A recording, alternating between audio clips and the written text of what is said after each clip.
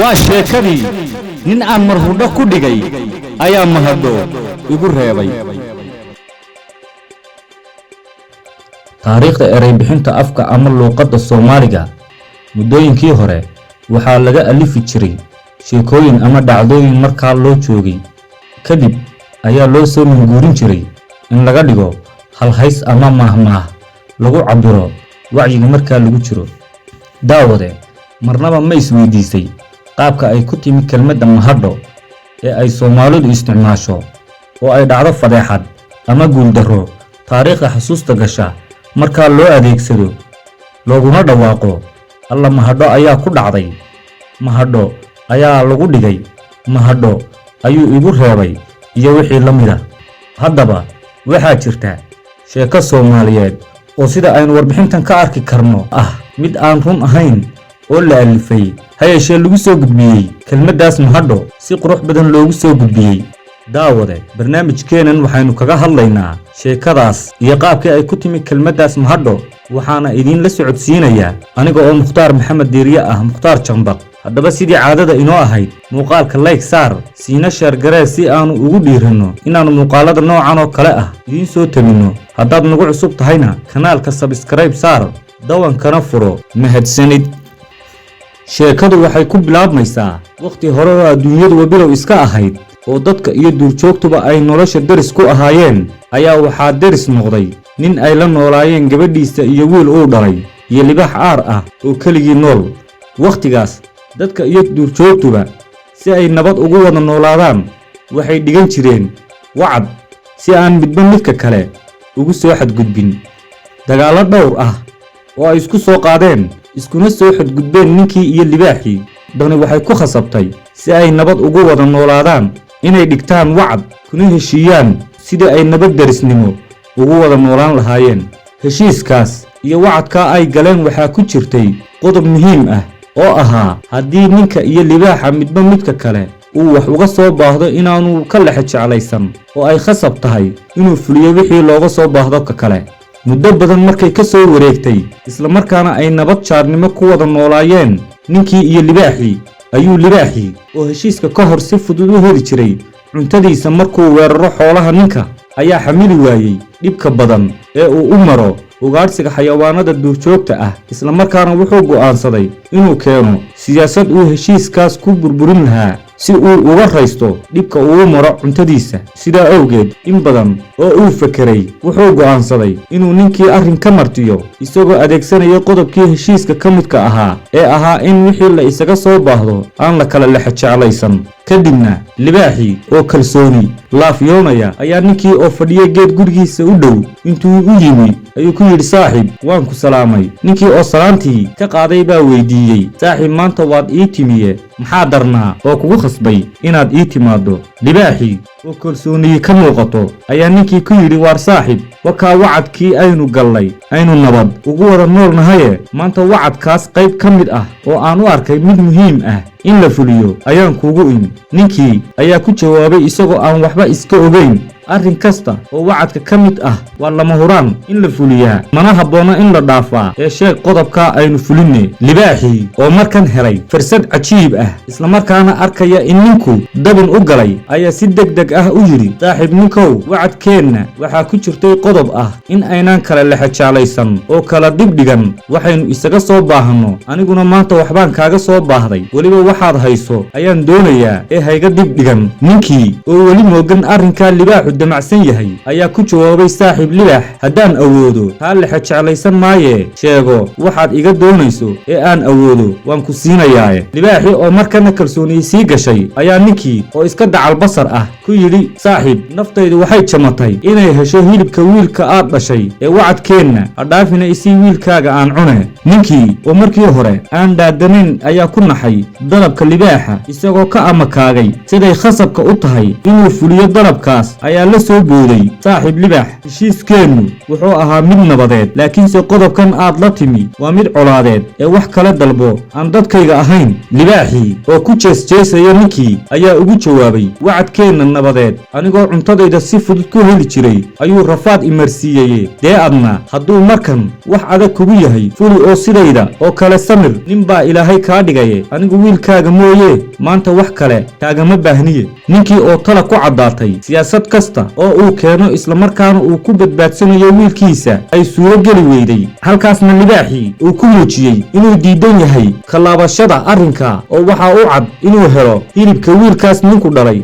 heshiiskii nabadeed iyo wacadkii adkaa ee uu ninku hormuudka u ahaa inay dhigtaan isaga iyo libaaxii maanta isagaa dabin ugu jira waxaana khasab noqotay inuu bixiyo wiilkiisii libaaxii oo markii horeba talo uu in badan rogrogayey ninka wiilkiisa u soo doontayna markii gacanta loo soo geliyey wiilkii ismabuu dhibine si uu uga adeegsado ninkana colaad ugu beero lamuu fogaan cunista wiilkee ninka hortiisii ayuu ku kala goostay oo hilibkii wiilka ku cunay markuu laastay hilibka wiilkii ayuu si jees ah ninkii ugu yidhi saaxiib waad mahadsan tahay waa inoo kulan dambe ninkii oo ciil iyo cadho la jiifsan waayey isla markaana arkayay wiilkiisii oo hortiisa lagu cunayo awoodna u waayey inuu badbaadsado wiilkiisa ayaa murugadii haleeshay awgeed ay dani khasab kaga dhigtay inuu keeno siyaasad uu kaga aarsado libaaxa wiilkiisa sida cadiigsiga ah ugu hor cunay muddo badan markay ka soo wareegtay oo maalin iyo habeenba uu ka fekerayey aarsiga libaaxa ayay maalintii dambe hor timi fikrad uu u arkay inuu kaga aarsan karo libaaxa ninkii ayaa u soo dhaqaaqay libaaxii iyo dhankii uu ka xigay libaaxii oo hurdo godkiisii islamarkaana u arkay in ninkii ka samray wixii uu u geystay ayuu ninkii soo dul istaagay libaaxii markuu arkay ninkii oo dul jooga ayuu weydiiyey saaxiib maanta miyaad isoo booqatay markaasuu ninkii ku jawaabay haa saaxiib libaax ee waan ku salaamaye debadda u soo bax aynu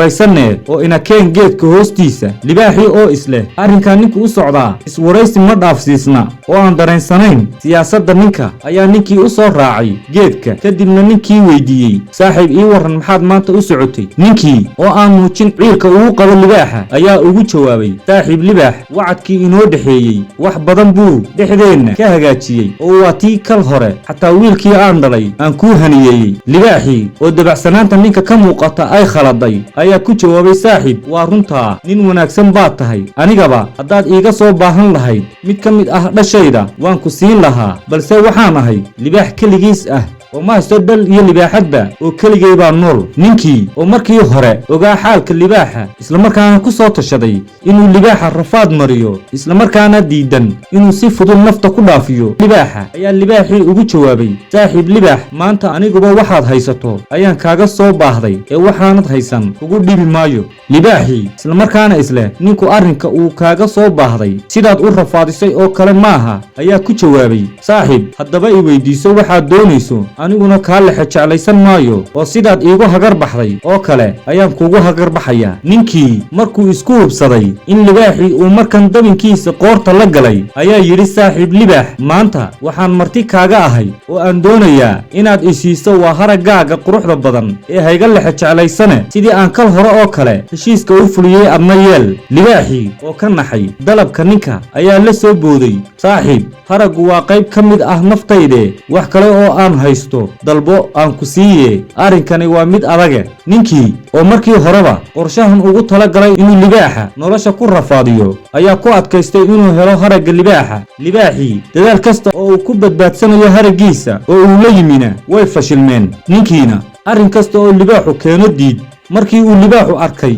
arrinku in aanu marayn ninka ayay dani khasab tidhi inuu oggolaado dalabka ninku la yimi ninkiina isagoo cadiigsanaya islamarkaana libaaxa dhadhansiinaya xanuunka uu ka dhaxlay kibirka uu ku cunay wiilkii ninku dhalay aakhirkii ninkii ayaa haragga kala baxay libaaxii kadibna libaaxii oo dhiigku ka daadanayo ayuu qunyar ka dhaqaaqay si jees lehna ugu yidhi saaxiib waan sii soconayaaye nabadgelyo libaaxii oo naflacaari ah oo la ildaran xanuunka ka haysta hilbihiisa qaawan ee haragga lagala baxay ayaa ninkii oo la sii laafiyoonaya haraggiisa gacanta u taagay markii uu tegay ninku ayuu libaaxii is yidhi orodoo naftan silcaysa gee hoggeedii hadday doonto halkaa ha ku dhimatee ileen jabbo waa ka dambeeyee markuu ka dhaqaaqay hadhkii geedka ayay damaqday kulaylkii qorraxdu markuu xanuunsadayna xanuunkiina dareemay kadibna si degdega ayuu harkii ugu soo cararay. haddana ileen waa naf dhaawacane oo dhiigaysee taagnidii ayuu awoodi waayey.